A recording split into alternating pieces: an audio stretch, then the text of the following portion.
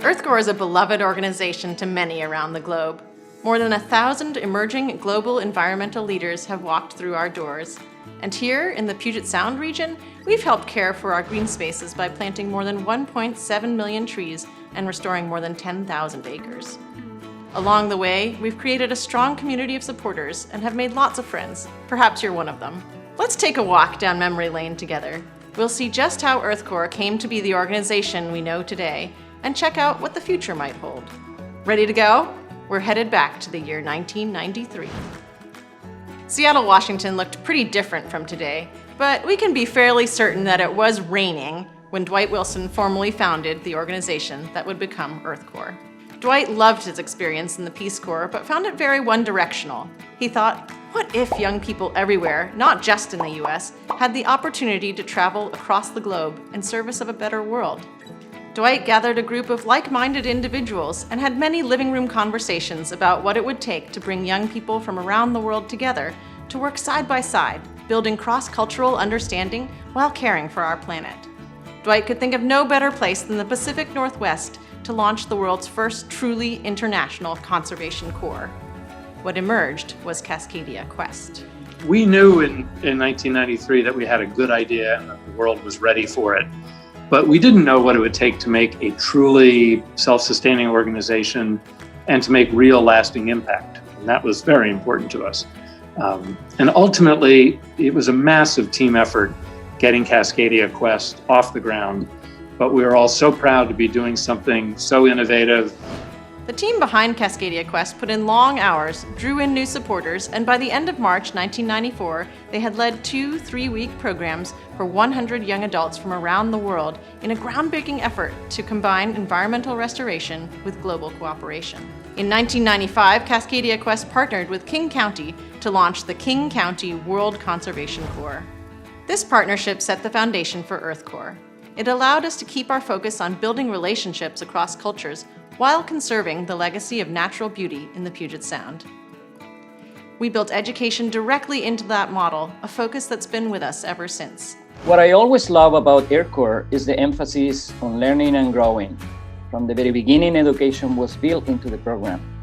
We will be in the field for 4 days and then spend every Friday or every other Friday in workshops exploring topics from ecology to cross-cultural communication. By 1999, we had formed a strong community with a lot of enthusiasm, but not a lot of funding. When we hired Steve Dubiel to be our second executive director, the organization was $160,000 in debt. But that didn't faze Steve. He saw the power of the vision and was determined to bring about a new chapter in our organization's story. I want to set the scene for where we had this interview with Steve. It was in the basement of the old church with old carpet and low ceilings. We were seated around the table, having just come in from trying to jumpstart one of the vans. So we read the resume of Steve and were impressed and looking forward to his arrival, but we weren't prepared for this guy who arrived in a suit. And my memory is that it was pinstripe and fabulous tie and everything. Charlie, who knew how to talk to suits, started out the interview. It went very well. He had all the qualifications. The interview was over, and I remember just looking at each other thinking, oh my God, how do we work with somebody in a suit? Obviously we did, and it has been wonderful, and I don't think the suit ever was seen again. Within a short period of time, Steve began to turn things around, and under his leadership, the organization started to hit its stride. The year 2000 was a big one for us. To start off, we officially changed our name to EarthCorps. We also moved to Seattle's Magnuson Park, our current home. We were being pushed out of our office in the heart of the Central District at the peak of the dot-com bubble, and I can remember driving around at midnight looking for locations. We didn't know it at the time, but being based out of Magnuson Park would be a perfect fit for us and our home for decades to come as we grew. By this time, we were working with about 30 Corps members a year. These cohorts of young adults spent their days in the field restoring our region and building lasting friendships. EarthCorps is like a family to me. Over 8 years, I have stayed connected to my Seattle homestay family, and friends from all over the world. Each person at EarthCorps helped me to be who I am now. And because of EarthCorps, I have a huge global community of friends that's all about connection, support, and love. In the early 2000s, EarthCorps entered a period of immense growth. Our program was filled with young adults who were energized about making a difference. So it was a no-brainer to expand our work to an even younger generation. Our Corps members began to lead hands-on projects for school kids from across the region. It was yet another way to forge connections, learn by working together, and inspire lifelong environmental awareness. For some of our Corps members, working with the younger generation is what launched their careers. When I was a Corps member, working with kids was really a highlight for me. I loved seeing how excited they were to learn in the outdoor space and how I could help them discover new things.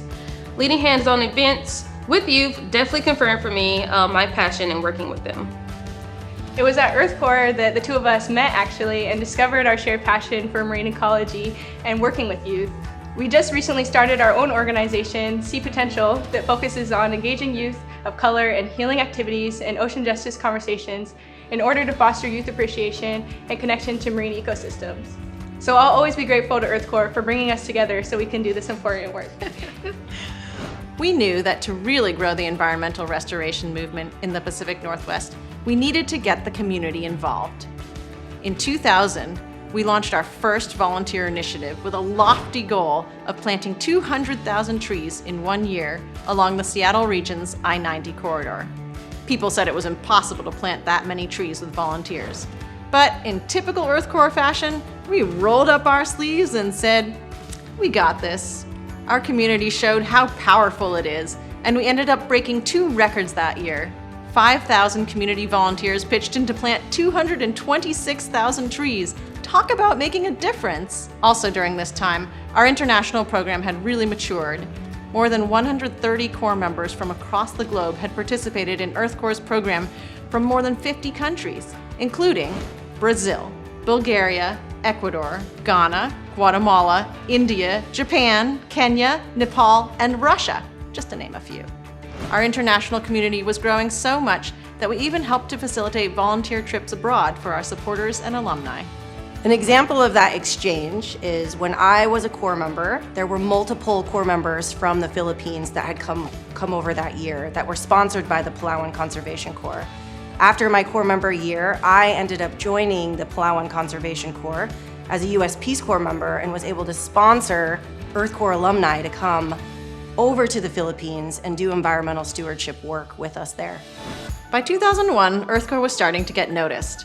When a local nonprofit focused on fostering volunteerism and advocating for urban trees approached us about merging, we were all for it. Inviting the community to join us in caring for our local parks had an obvious impact on the land, and we learned over the years that it had a deep impact on people as well. So I have 2 kids, and my wife and I are doing all we can to raise them with a love of the outdoors. A deep sense of obligation to be good stewards of the environment. It's a huge reason I'm involved with EarthCorps. And I've been volunteering with EarthCorps for the past 10 years and have even brought my kids out with me. Just seeing them plant trees has just been super inspirational for me to keep doing this work. By 2003, we were finding our groove and the local restoration movement was really taking off. We launched Ivy Free in 2003 with the goal of making Seattle's iconic Seward Park ivy-free. Though we didn't get rid of all the ivy, with the help of about 5,000 volunteers, we did remove 42 acres of it. This project paved the way for the Green Seattle Partnership, the largest urban forest restoration project in the country.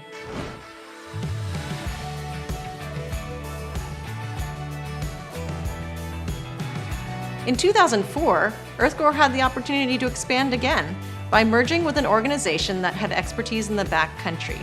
This new merger allowed our Corps members to gain new experiences, building trails, restoring remote areas, and taking advantage of all that the wilderness can offer. So we were on an intensive 10-day-long trip, and I've never done anything like this before, so I had no idea what it was going to look like. The feeling why you have to save the nature, or like why you want to save the nature, doesn't come unless you have been in that setting and enjoyed the nature yourself. After 10 days of camping next to a beautiful lake and working and just building trails, eating blueberries, just made me realize that, oh, okay, this is what I really want to do. Now, I want to take a second to brag a little.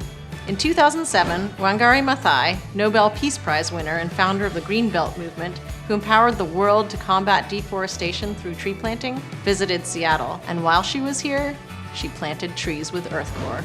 I know this isn't central to our history, but it was such a cool moment that I wanted to share it. Now, back to our story. Up until about 2009, EarthCorps was known as the Doers. We knew how to tackle projects and get things done. However, merging with Seattle Urban Nature, known as SUN, brought ecological integrity to the work we were already doing. Our merger with SUN also brought the science of ecological restoration to EarthCorps. We now have the capacity to engage our Corps members in vegetation monitoring and restoration best management practices, and to work with our partners to create long-term management plans. By 2012, the EarthCorps legacy was apparent on the Western Washington landscape. Over 100,000 volunteers had gotten their hands dirty with us. Our Corps members were building trails, working in the backcountry, and improving both streams and forests. Each day, they were making a big impact on the land and waters of Puget Sound.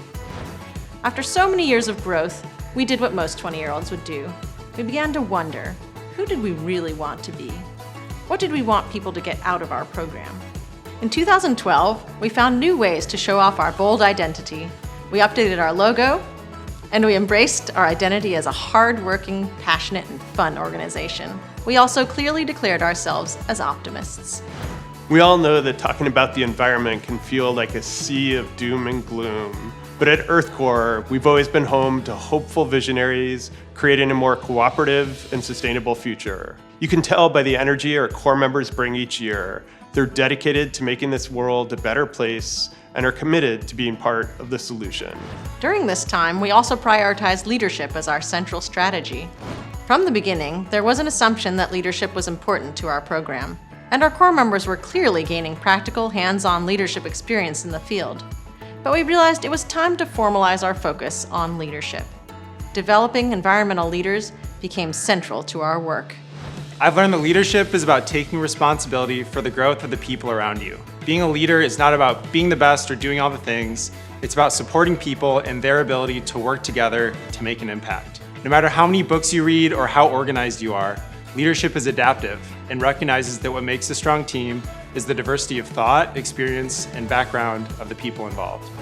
Throughout the next decade, we would work hand in hand on developing the next generation of environmental leaders with caring for the lands and waters of Puget Sound. In the background of all these yearly milestones, we were continuing to work hard out in the field.